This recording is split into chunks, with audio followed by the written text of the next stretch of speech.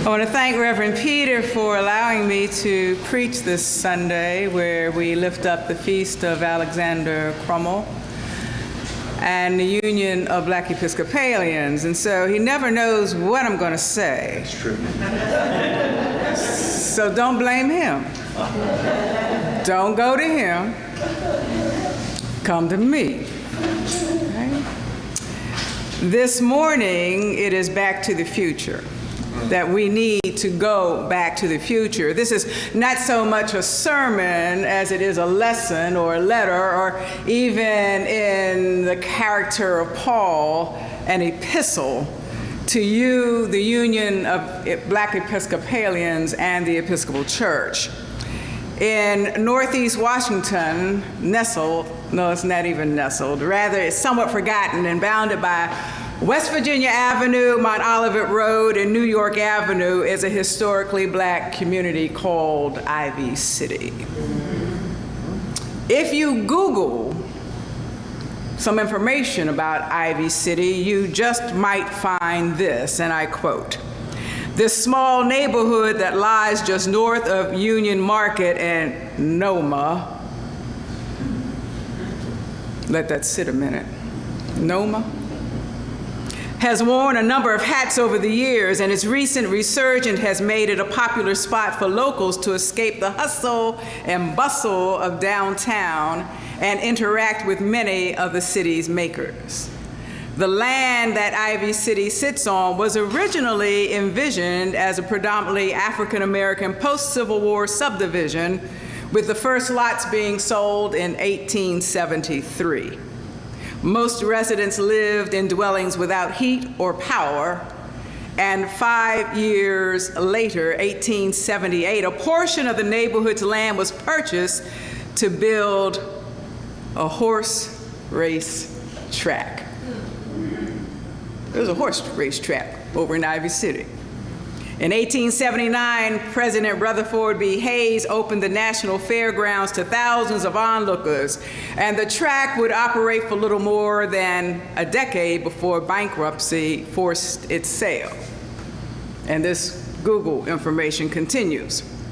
The next iteration of Ivy City was that of an industrial zone that was home to numerous factories, warehouses, and a rail yard. The neighborhood remained this way for decades until the historic Heck warehouse was redeveloped into apartments and retail, bringing with it a number of local and national businesses. Today, Ivy City is home to mouth-watering restaurants, including the Michelin-starred Gravatas, which highlights the delicious bounty of the Chesapeake in a modern space with plenty of exposed brick.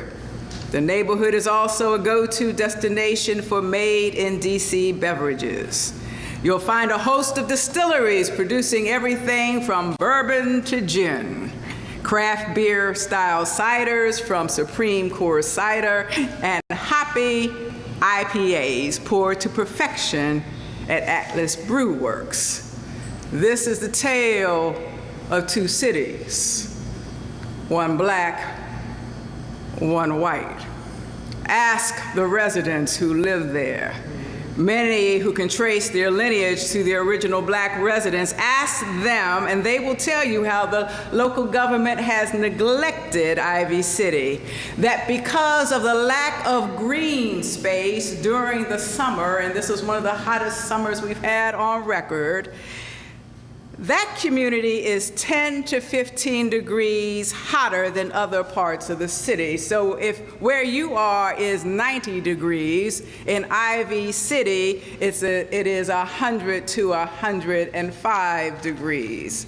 That for years, children have suffered with asthma because of the fumes emitted by National Engineering Products, a company that uses toxic chemicals to produce sealants for the U.S. Navy, and vents the exhaust from those chemicals into the densely packed residential neighborhood of row houses and apartment buildings. The company is operating without pollution permits, and it's been going on for close to 100 years. Your eyes water from the fumes just walking in the community. The owner lives in a wealthy suburb north of DC. The chemicals that they produce come directly into my house, says Sean Scott, whose home abuts the plant. We share a wall. Ask the residents about the air pollution. Testing was conducted by District Department of Energy and Environment in July of 2022. The results show that the air in the neighborhood downwind of the factory has elevated levels of numerous volatile organic compounds known to cause cancer in humans, such as benzene and formaldehyde. Ask the residents about the other fumes that emanate from the bus parking lot, the cars and trucks and rail yard on New York Avenue, and some sort of construction yard on West Virginia Avenue. Ask the people who live there as opposed to the people who come to party there. Ivy City all depends on your context, whether you live there or you come to play there. And in the midst of this community of human beings, of people, predominantly Black people, there is a building that has been empty and deteriorating for 40 years. It is a school built in 1911 and closed in 1972. It is the only public school in Washington, D.C., named for an African-American Episcopal priest. The school is named for the Reverend Dr. Alexander Crummell. Grandson of African royalty, son of abolitionists, the first rector of St. Mary's Episcopal Church in Foggy Bottom, D.C., founder and builder of St. Luke's Episcopal Church in Northwest D.C., a co-founder of Pan-Africanism, a co-founder of the American Negro Academy, the Reverend Dr. Alexander Crummell, who during his lifetime was the second highest educated Black person in this country, second only to Dr. W.E.B. Du Bois, who was Crummell's spiritual father. Du Bois dedicated an entire chapter in his book, The Souls of Black Folks, to Crummell. And sometimes if I say Crummell or Crummell, it depends on where I am. Episcopalians say Crummell. The folks who live in Ivy City say Crummell. So when I'm over there, I have to say Crummell. So my brain gets confused when I see the word. So if I switch back and forth, you'll know why. Alexander Crummell, for whom the DC chapter of the Union of Black Episcopalians is named, along with Dr. Anna Julia Cooper. This school was built for and educated Black children who lived in Ivy City. Several of the current residents attended the school, and they have waited for a resurrection. The city, to its credit, after over 20 years of politicking and pleading by the residents and Empower DC, an advocacy group, the city has finally dedicated funds for the school's rehabilitation. The challenge now is to ensure that the money will be used to provide the building that meets the residents' needs. That the school again becomes a hub of community life and not a tribute to gentrification. And so on today, we celebrate the feast day of Alexander Crummell and the continuing work of the Union of Black Episcopalians, which morphed from the Union of Black Clergy and Laity in 1968 with the official name change in 1971. It's beyond time to go back to the future, and we look to the Sankofa bird, that bird that's on your bulletins, a West African symbol that reminds us that Sankofa has its roots in the Akan people of Ghana, who used it as a way to remember their past and to honor their ancestors. The symbol and concept of Sankofa were widely used during the transatlantic slave trade. as a way for enslaved Africans to connect with their heritage and their culture. The Sankofa is a mythical bird that has its head turned back with its eyes on the past, a valuable egg which is the future within its mouth, and its legs firmly facing forward as it flies into a new and prosperous future. The Sankofa, translated from the Tree language to English, means return and get it. Sankofa embodies the idea of looking back at our past to learn from it, take what we need from it, and move forward. It is time to go back to the future. The Sankofa encourages us to remember our ancestors and their struggles and triumphs, and to use that knowledge to build a better future for our people. In your bulletin, it talks about how Alexander Crummell was chased out of a school in New Hampshire. This is how he was chased out. He was the only black student. They tied a rope around the school building and pulled the building into the lake. That lets you know you are not welcome. Sankofa reminds us that our history is a part of who we are, and we cannot move forward without acknowledging and understanding it and protecting our history from those who are committed to destroying it, even in the church. What are we taught about the history of black folks in the Episcopal Church in our formation process? Absolutely nothing. In 1933, the educator and creator of Negro History Week, Dr. Carter G. Woodson, wrote, "The neglect of African American history and distortion of the facts concerning Negroes in most history books deprived the black child and his whole race of a heritage and relegated him to nothingness and nobodiness." That's what banning our history does. It tells our children they are nobody, that they are nothing, destroying entire generations and destroying our future. In 1935, Dr. Du Bois wrote that black children were not being educated in public schools, rather they were being crucified.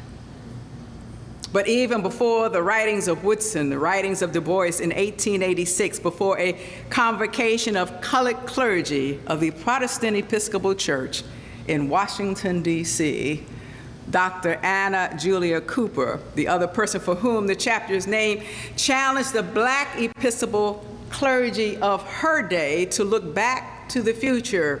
She said, "The race is just 21 years removed from the conception and experience of chattel.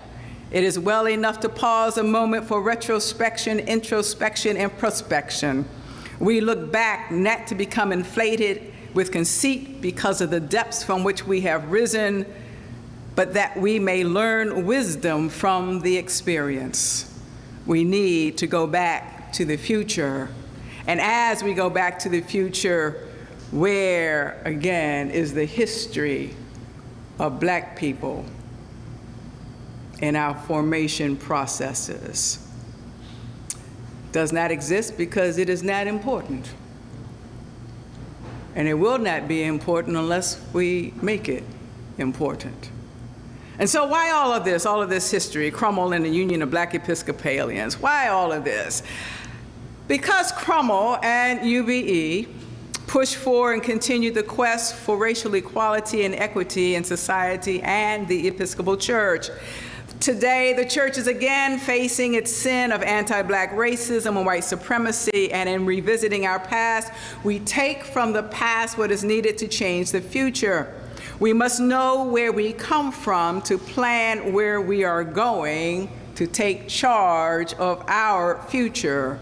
As we look at the current conversation concerning reparations in the church and in this diocese, we need to remember that the call for reparations is not new. We look to the past. In 1967, presiding Bishop John Hines, moved by what he saw on a walking tour of Detroit after the 1967 uprising, committed the Episcopal Church to ending racism and poverty. He wanted the church to be on the front line of urban justice. And as well-intentioned as it was, he had forgotten an important step. He had forgotten to include the black people in his plan. 1967, 1968, these were tough times in the country.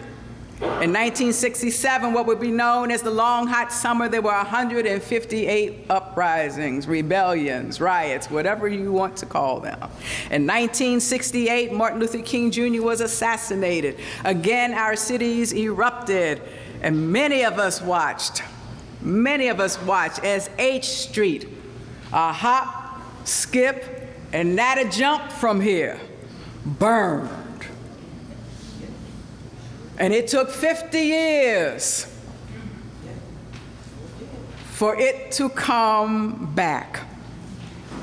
After the 1967 uprisings, President Lyndon Johnson formed the Kerner Commission, and in its published report, it stated, "White racism is essentially responsible for the explosive mixture which has been accumulating in our cities since the end of World War II.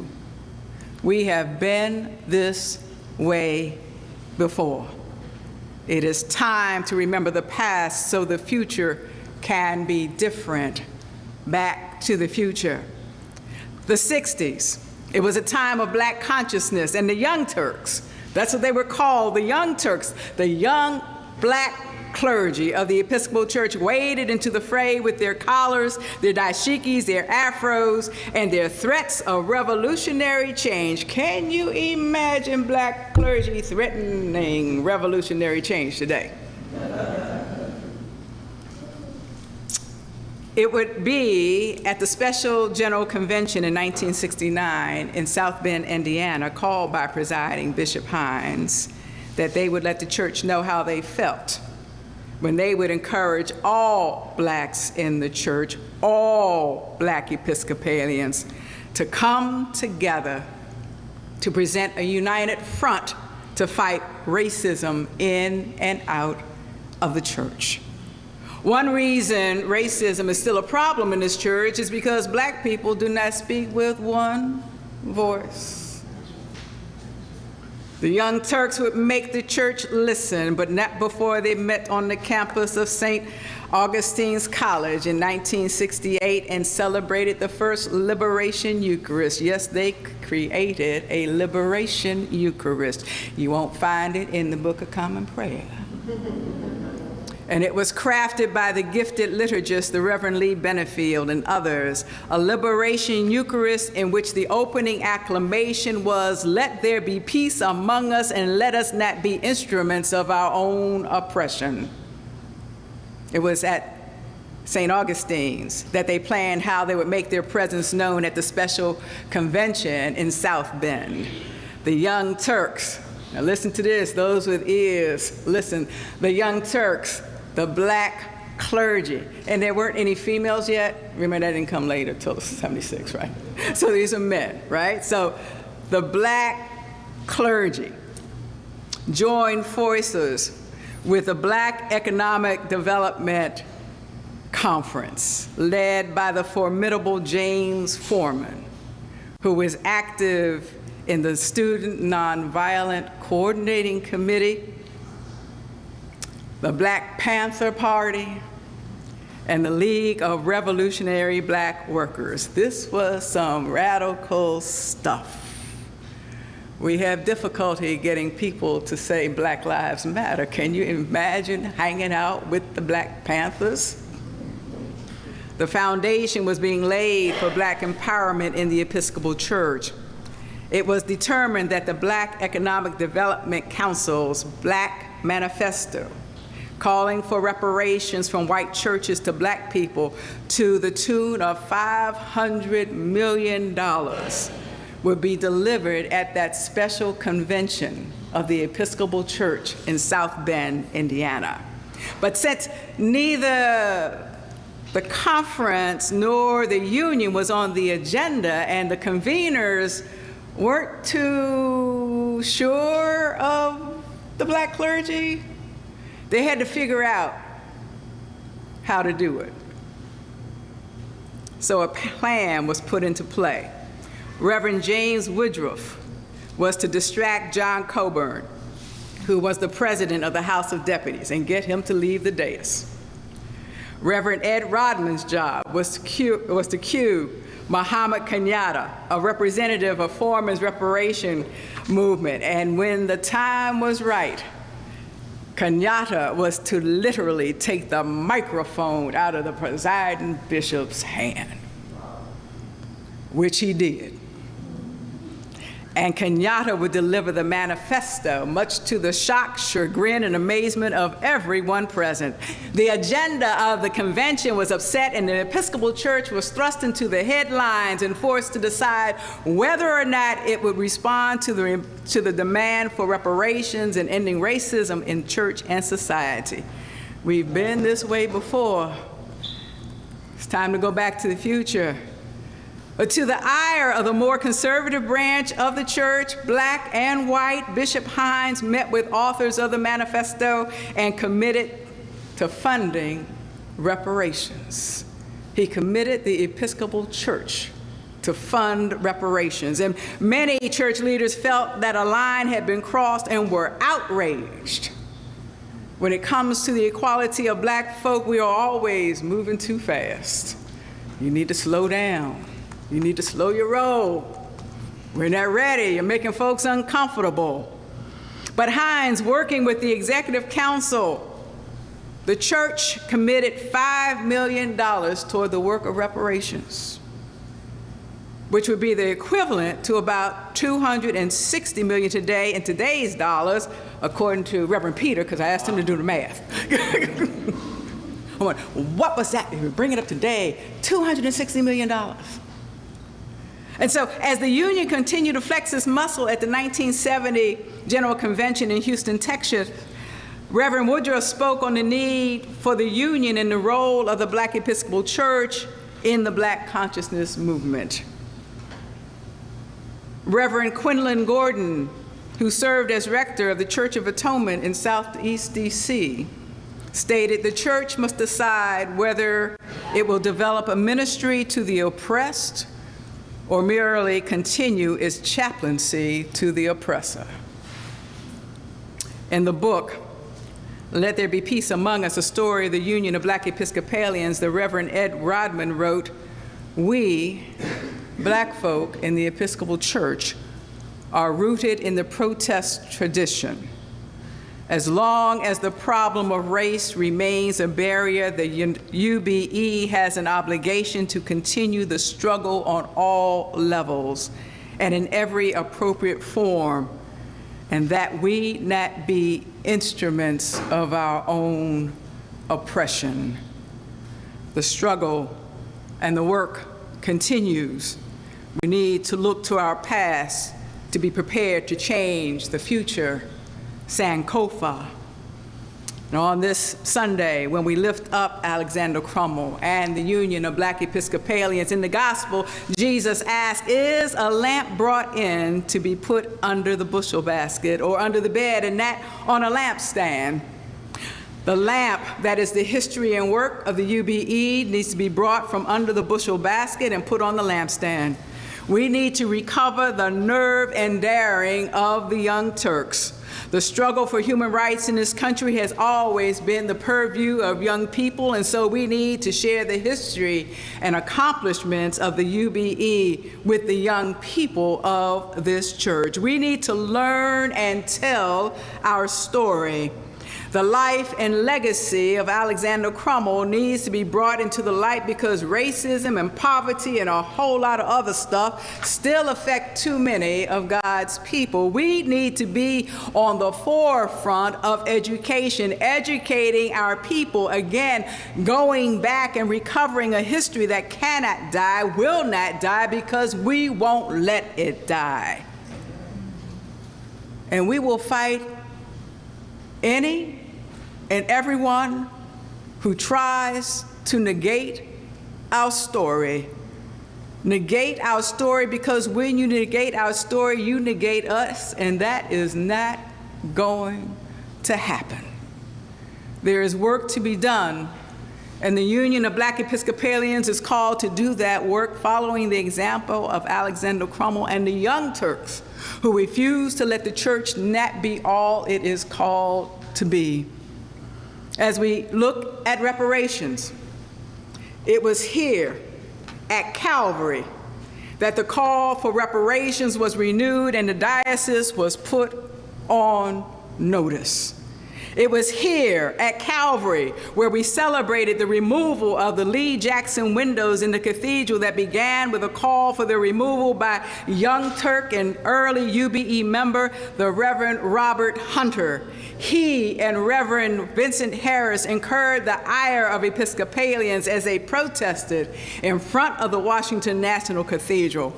But on Saturday, September 23rd, the new windows, the now and forever windows, created by African-American artist Carrie James Marshall, will be installed.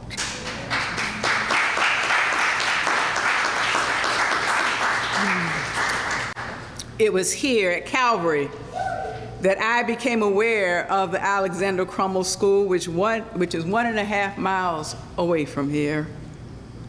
And the chapter has been working with the residents of Ivy City ever since.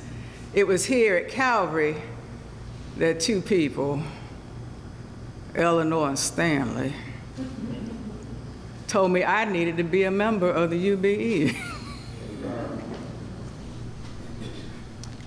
And I thank you. It is really a shame that the school that bears the name of an Episcopal priest, an African-American Episcopal priest, was permitted to fall into disrepair, that all too many of the members of this diocese have no clue of its existence. But sometimes that's how racism works, that the school and our historically Black communities, our historically Black churches are an afterthought, if given any thought at all. We make our way out of no way. Alexander Crummell, when the church was not forthcoming with resources, went to England and he found a way. When seminary denied him interest, he found a way. When the church left out the voices of Black people, the Young Turks took the mic. They found a way. They held the church to account. And if this church is going to be what it is called to be, a place where we respect the dignity of every single human being, we need to hit the reset button. We need to make our voices heard. We need to make the church work for everyone. We need to go back to the future. And so if you are not a member of the Crummell Cooper chapter of UBE or any chapter of the UBE, I ask you to join. And if you are already a member, it is time to get back to work and to invite others. For there is work to be done as we continue to carry out the legacy of the Reverend Dr. Alexander Crummell, to make sure that that school that bears his name is a place where the residents of Ivy City can again find hope and community, and to continue the work of those who would become the Union of Black Episcopalians in their quest to repair the breach that continues to divide us. The time is now. The time is right to go back to the future. Remember the Sankofa. Amen. Amen.